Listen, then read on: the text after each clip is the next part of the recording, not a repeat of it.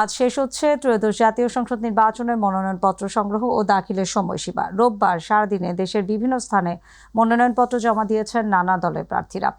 নির্বাচন কমিশন জানিয়েছে, সারা দেশে এখন পর্যন্ত মনোনয়ন সংগ্রহ করেছেন প্রায় ৩,০০০ প্রার্থী। জেলা রিটার্নিং কর্মকর্তার কাছে প্রার্থীরা মনোনয়নপত্র জমা দেন। এ সময় তাদের প্রস্তাবক এবং সমর্থকরা উপস্থিত ছিলেন। সুষ্ঠু এবং শান্তিপূর্ণ নির্বাচনের অঙ্গীকার ব্যক্ত করেন প্রার্থী এবং তাদের সমর্থকরা। ইসি কর্মকর্তারা জানান, ঘোষিত তফসিল অনুযায়ী প্রার্থিতা প্রত্যাহারের শেষ সময় ২০ জানুয়ারি।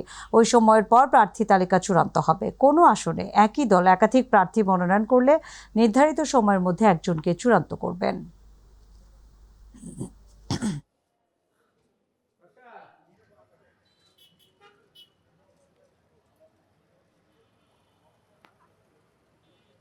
ময়মনসিংহের গফরগাঁওয়ে ঢাকাগামী অগ্নিবীণা এক্সপ্রেস ট্রেনের বগি লাইনচ্যুত হওয়ার ঘটনা ঘটেছে। সকালে এই দুর্ঘটনা ঘটে। এর ফলে ঢাকা ময়মনসিংহ রুটে রেল যোগাযোগ বন্ধ রয়েছে।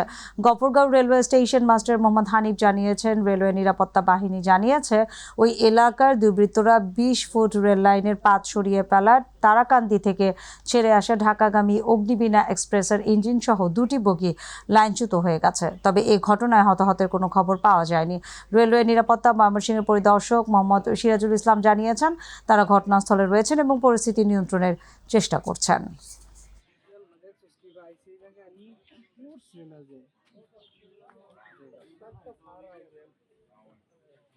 সকাল থেকে ঢাকা এবং পার্শ্ববর্তী এলাকার আকাশ আংশিক মেঘলা থাকতে পারে বলে জানিয়েছে বাংলাদেশ আবহাওয়া অধিদপ্তর। একই সঙ্গে দিনের তাপমাত্রা প্রায় অপরিবর্তিত থাকতে পারে বলেও জানিয়েছেন তারা। সকাল ৬টায় ঢাকা এবং পার্শ্ববর্তী এলাকার তাপমাত্রা ছিল ১৪ ডিগ্রি সেলসিয়াস।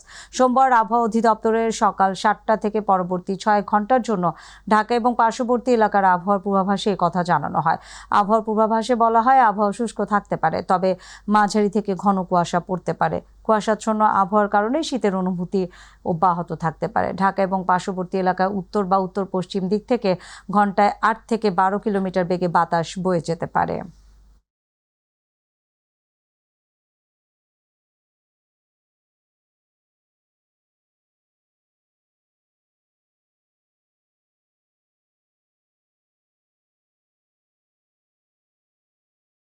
কয়েকদিনের প্রবল শীতে ভোলার জনজীবন চরমভাবে বিপর্যস্ত হয়ে পড়েছে। তীব্র শীত আর ঘন কুয়াশার কারণে সবচেয়ে বেশি দুর্ভোগে পড়েছেন খেটে খাওয়া শ্রমজীবী মানুষ। এ বিষয়ে আরও জানাতে ভোলার চরফ্যাশন থেকে যুক্ত হচ্ছেন সহকর্মী শাহাবুদ্দিন হাওলাদার।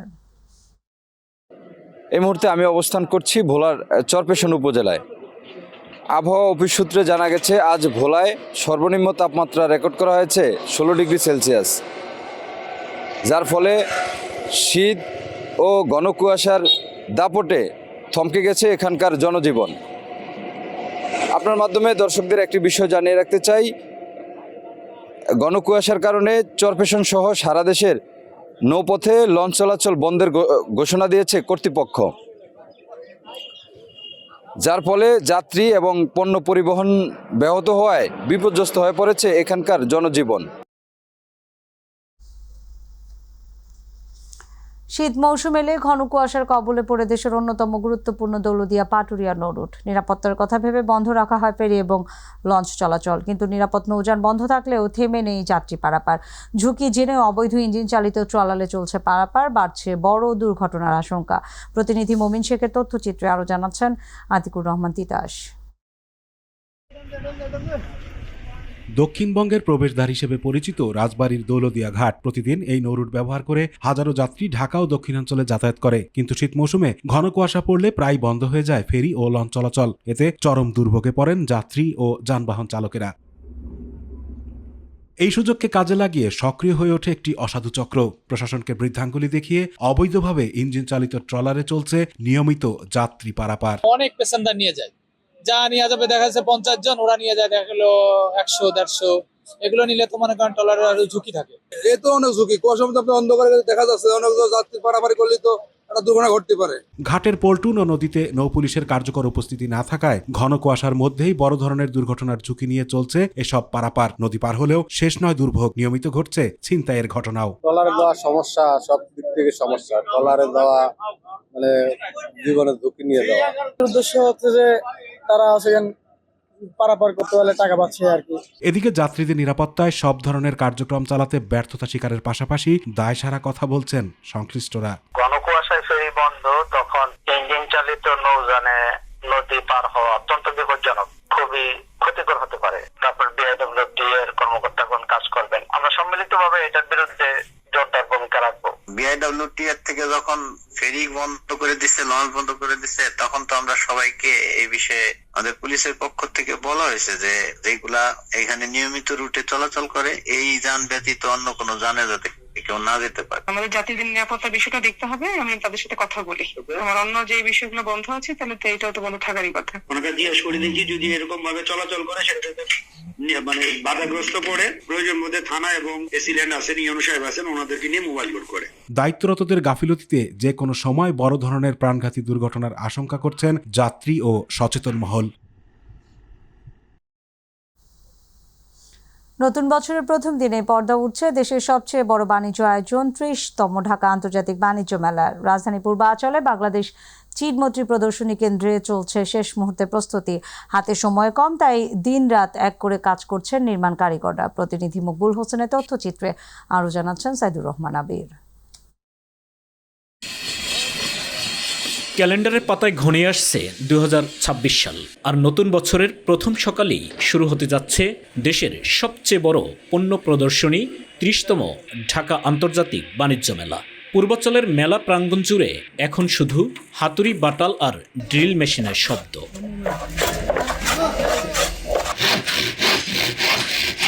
গোসল খাওয়া ভুলে দিনরাত কাজ করছেন নির্মাণ কারিগররা। আধুনিক ডিজাইন আর নান্দনিক ফিনিশিং দিতে ব্যস্ত সময় পার করছেন তারা। শেষ মুহূর্তের প্রস্তুতিতে দম ফেলারও সুযোগ নেই। কাজ শুরু করছি রাত দিন পরিশ্রম করে, রাত নেই দিনের দিন নেই, রাত 10টা 12টা 1টা পর্যন্ত কাজ করেছি। রপ্তানি উন্নয়ন ব্যুরো ইপিবি জানিয়েছে এবারের মেলায় থাকছে বেশ কিছু বিশেষ আকর্ষণ।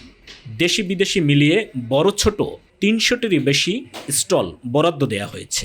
ভারত, পাকিস্তান, তুরস্ক, ইরান ও সিঙ্গাপুর সহ বিভিন্ন দেশের উদ্যোক্তারা তাদের পণ্যের ডালি সাজিয়ে বসবেন এই মেলায়।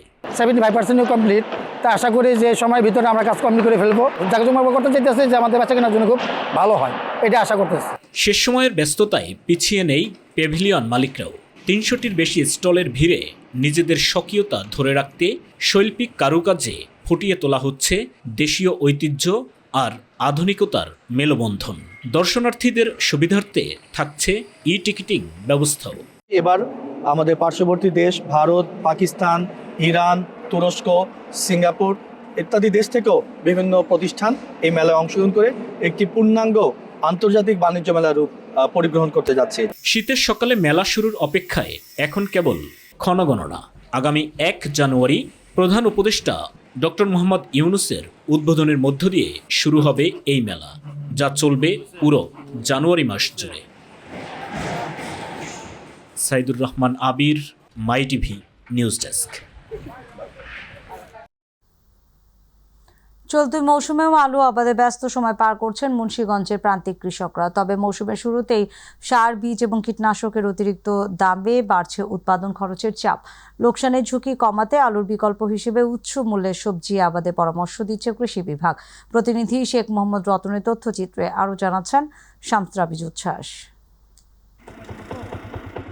দেশের আলু উৎপাদনের শীর্ষ জেলা হিসেবে পরিচিত মুন্সিগঞ্জ জেলার বিস্তীর্ণ মাঠ জুড়ে এখন চলছে আলু আবাদের প্রস্তুতি। ভোর থেকে বিকেল পর্যন্ত জমি তৈরি, সার প্রয়োগ আর বীজ রোপণে ব্যস্ত সময় পার করছেন কৃষকেরা।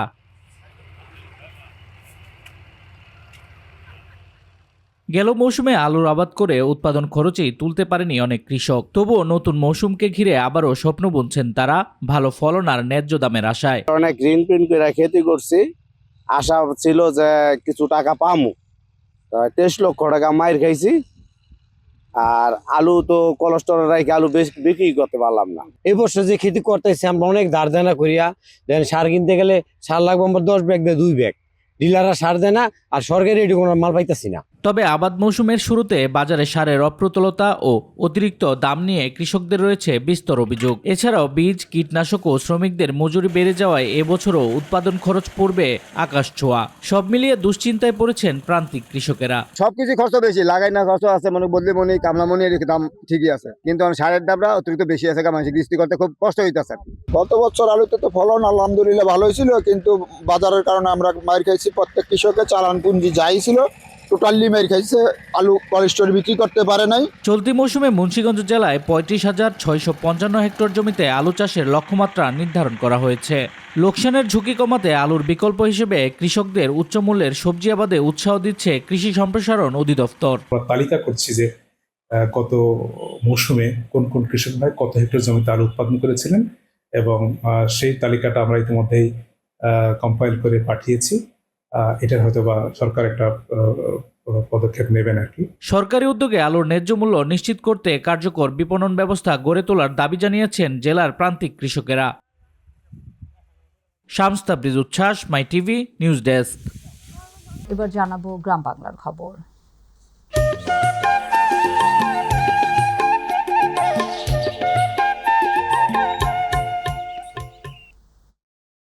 কুমিল্লার চৌদ্দগ্রামে ঘন কুয়াশার কারণে সড়ক দুর্ঘটনায় লরি চালক এবং হেলপার নিহত হয়েছে। রবিবার ঢাকা চট্টগ্রাম মহাসড়কের উপজেলার ষোলপাশা ইউনিয়নের বাবুরচি এলাকায় এই ঘটনা ঘটে। নিহত লরি চালক আব্দুল জব্বার এবং হেলপার শাকিল। চৌদ্দগ্রাম মিয়া বাজার হাইওয়ে ফাঁড়ি ইনচার্জ শাহাবুদ্দিন বলেন, ঘন কুয়াশার কারণে চট্টগ্রামমুখী মহাসড়কের দুর্ঘটনার প্রথমে লরি চালক মারা যায়, পরে হেলপার মারা যায়। আইনি প্রক্রিয়া শেষে মরদেহ স্বজনদের কাছে হস্তান্তর করা হয়।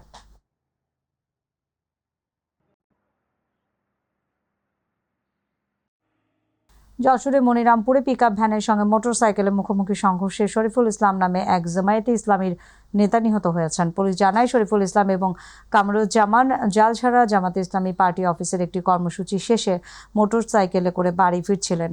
পথে মনিরামপুর সরকারি কলেজের সামনে পৌঁছলে বিপরীত দিক থেকে বেপরোয়া গতিতে আসা একটি পিকআপ তাদের মোটরসাইকেলকে ধাক্কা দেয়।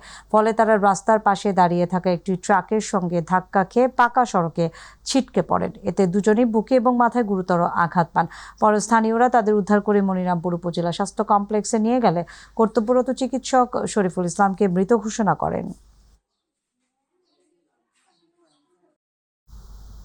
মুন্সিগঞ্জের শ্রীনগর উপজেলার ঢাকা মাওয়া এক্সপ্রেসওয়েতে ঘন কুয়াশার কারণে একটি মালবাহী ট্রাক দুর্ঘটনায় অন্তত 9 জন আহত হয়েছেন। রবিবার দিবাগত 3:30টার দিকে মাওয়ামুখী এক্সপ্রেসওয়ে শ্রীনগর অংশে একটি রেল ওভারব্রিজের ঢালে এই দুর্ঘটনা ঘটে। আহতদের উদ্ধার করে প্রথমে শ্রীনগর উপজেলা স্বাস্থ্য কমপ্লেক্সে নেওয়া হয়, পরে আহতদের বাড়ি ফরিদপুর জেলার ভাঙ্গা উপজেলার হওয়ায় উন্নত চিকিৎসার জন্য তাদের ফরিদপুর মেডিকেল কলেজ হাসপাতালে স্থানান্তর করা হয়।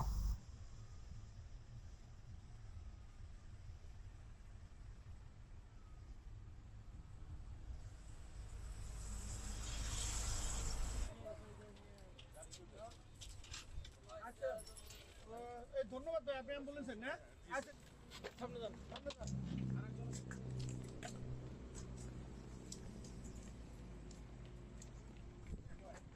মৌলভীবাজারে জুড়িতে পারিবারিক কলহের জেরে গলায় ফাঁস দিয়ে মা এবং তার শিশুপুত্রের রহস্যজনক আত্মহত্যার ঘটনা ঘটেছে। রবিবার উপজেলার সাগরনাল ইউনিয়নের উত্তর বড়ডহর গ্রামে এই হৃদয় বিদারক ঘটনাটি ঘটে। নিহতরা হলেন মরিয়ম আক্তার এবং তার 4 বছর বয়সী ছেলে আয়ান মোহাম্মদ তোহা। খবর পেয়ে পুলিশ লাশ উদ্ধার করে ময়নাতদন্তের জন্য মৌলভীবাজার সদর হাসপাতালে প্রেরণ করেছে। বিষয়টি নিশ্চিত করেছেন জুড়ি থানার ওসি দিলীপ কান্ত নাথ।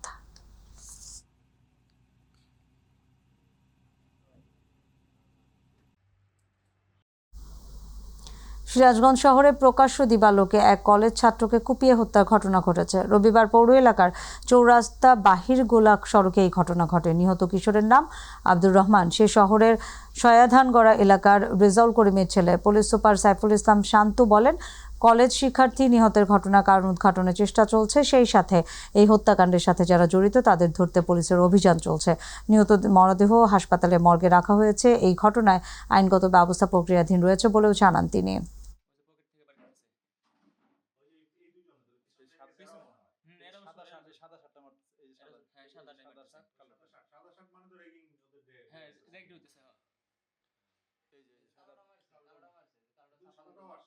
সাদাটা মারছে, কালোটা পরে কালোটা মারছে। কালারটা মারতেছে এই যে কোবাইতেছে আর সাদাটা লাস্টে এটা কি করে এই যে হ্যাঁ, টান দিছে গলায়। মানিকগঞ্জ নিষিদ্ধ এলাকায় ইটভাটা স্থাপন এবং ইটভাটায় কৃষি জমির মাটি ব্যবহার করার অপরাধে 3টি ইটভাটাকে 18 লাখ টাকা জরিমানা এবং 2টি ইটভাটা ভেঙে দিয়েছে পরিবেশ অধিদপ্তর। মানিকগঞ্জ সদর এবং সাটুরিয়া উপজেলার বিভিন্ন এলাকায় অভিযান পরিচালনা করে পরিবেশ অধিদপ্তর। এরপর ইটভাটা স্থাপন এবং ইট প্রস্তুত আইন লঙ্ঘনের অপরাধে ভ্রাম্যমাণ আদালতের মাধ্যমে ইটভাটার মালিকদের জরিমানা এবং ভাটা কার্যক্রম বন্ধ করে দেয় পরিবেশ অধিদপ্তরের নির্বাহী ম্যাজিস্ট্রেট ফয়জুন্নেসা আক্তার। এ সময় মানিকগঞ্জ পরিবেশ অধিদপ্তরের উপপরিচালক আব্দুল্লাহ আল মামুন এবং সহকারী পরিচালক মুজাফফর খান সহ র্যাব এবং পুলিশ সদস্যরা উপস্থিত ছিলেন।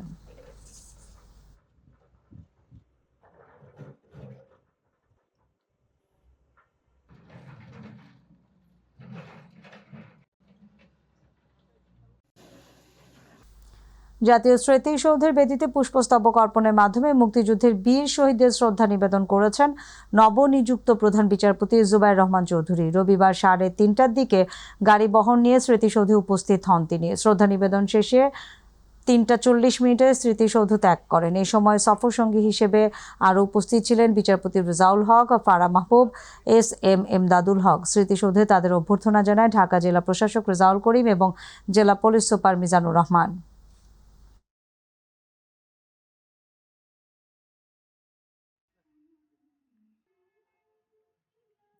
জাতীয় পার্টির চেয়ারম্যান জি.এম. কাদের বলেছেন, আগামী নির্বাচনে জোটবদ্ধ হওয়ার কোনো সুযোগ নেই, তবে বিএনপি চাইলে দুর্বল প্রার্থীদের আসনগুলোতে আলোচনার মাধ্যমে সমঝোতা করতে পারে দল। রাতে 3 দিনের সফরে রংপুরে এসে নিজ বাসা স্কাই ভিউয়ে সাংবাদিকদের সঙ্গে আলাপকালে তিনি এসব কথা বলেন। এ সময় জি.এম. কাদের বলেন, সুষ্ঠু নির্বাচনের পরিবেশ এখনও তৈরি হয়নি।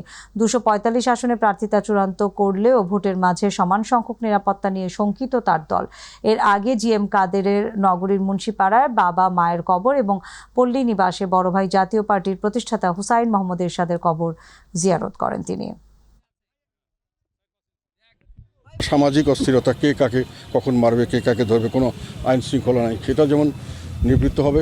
একই সঙ্গে অর্থনৈতিকভাবে দেশ যে আস্তে আস্তে দেউলিয়াতের দিকে যাচ্ছে, মিল কারখানা বন্ধ, কোনো ইনভেস্টমেন্ট হচ্ছে না, এমনকি বিভিন্নভাবে বাইরের থেকে যে এক্সপোর্ট ইম্পোর্টের ব্যাপারে সেখানে আমরা এক্সপোর্ট এখন প্রতিদিনই কমছে, আমরা দেখছি মিল ফ্যাক্টরিগুলো বন্ধ হয়ে যাচ্ছে। ফলে ভবিষ্যতে এইসব শ্রম বাজারও আমাদের বিভিন্নভাবে ক্ষতিগ্রস্ত হওয়ার সম্ভাবনা দেখেছে। এগুলো সবই আমাদেরকে মিলেমিশে সকলে মিলে করতে হবে এবং সেই জন্য সামনের নির্বাচনটা আমি মনে করি রাজনৈতিক সহ অবস্থানের কারণে যদি সত্যিকার অর্থে একটা স্থিতিশীল রাজনৈতিক পরিস্থিতি আনতে হয়, তাহলে সব দলের অংশগ্রহণে একটা নির্বাচন হওয়া উচিত এবং সবাইকে সমানভাবে সুযোগ দেওয়া উচিত। জাতীয় পার্টির মহাসচিব ব্যারিস্টার শামীম হায়দার পাটোয়ারি বলেছে, দেশে চলছে মব সন্ত্রাস, হত্যা, চুরি, ডাকাতি, রাহাজানি, ছিনতাই সহ নানা অপরাধ বেড়েই চলছে। কেউ শান্তিতে নেই। রাজনীতির নামে জাতীয় পার্টির অফিসে হামলা, অগ্নিসংযোগ, ভাঙচুর করে নির্বাচনের প্রতিবন্ধকতা সৃষ্টি করা হচ্ছে। জাতীয় পার্টি ভোটের রাজনীতিতে বিশ্বাসী। আপনারা জাতীয় পার্টিকে সংগঠিত করে সাধারণ মানুষের কাছে পৌঁছে যান, দেখবেন অসংখ্য মানুষ লাঙলে ভোট দিতে প্রস্তুত রয়েছেন। গাইবান্ধা জেলা প্রশাসকের কার্যালয়ে গাইবান্ধা 5 ও সাঘাটা ফুলছড়ি আসনে মনোনয়নপত্র জমা দেওয়ার পরে সাংবাদিকদের ও দলীয় নেতাকর্মীদের উদ্দেশ্যে তিনি কথা বলেন।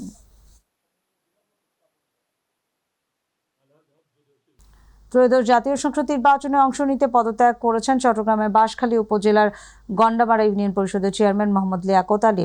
গতকাল চট্টগ্রাম জেলা প্রশাসক মোহাম্মদ জাহিদুল ইসলাম মিয়ার কাছে পদত্যাগপত্র জমা দেন তিনি। চট্টগ্রাম দক্ষিণ জেলা বিএনপির যুগ্ম আহ্বায়ক লিয়াকত আলী জানান, চট্টগ্রাম 16 বাঁশখালী আসন থেকে তিনি স্বতন্ত্র প্রার্থী হিসেবে নির্বাচন করবেন।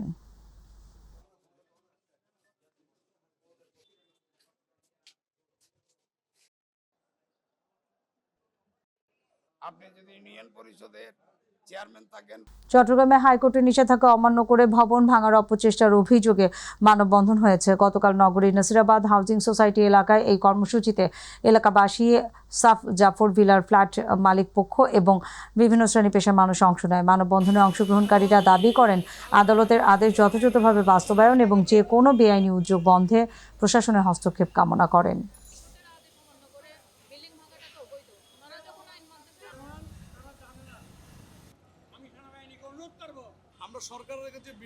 চট্টগ্রামের সৈয়দ আব্দুল ওদুদ চৌধুরী আল কাদেরীর 54তম মৃত্যুবার্ষিকী উপলক্ষে 2 দিন ব্যাপী কর্মসূচি অনুষ্ঠিত হয়েছে। রাউজান উপজেলার আদুদিয়া উচ্চ বিদ্যালয় মাঠে এই উপলক্ষে মিলাদ মাহফিল এবং স্মরণ সভার আয়োজন করা হয়। গতকাল অনুষ্ঠিত স্মরণ সভায় প্রধান অতিথি হিসেবে বক্তব্য দেন বিএনপি জাতীয় নির্বাহী কমিটির ভাইস চেয়ারম্যান গিয়াসউদ্দিন কাদের চৌধুরী। অনুষ্ঠানে স্থানীয় নেতৃবৃন্দ এবং গণ্যমান্য ব্যক্তিবর্গ উপস্থিত ছিলেন।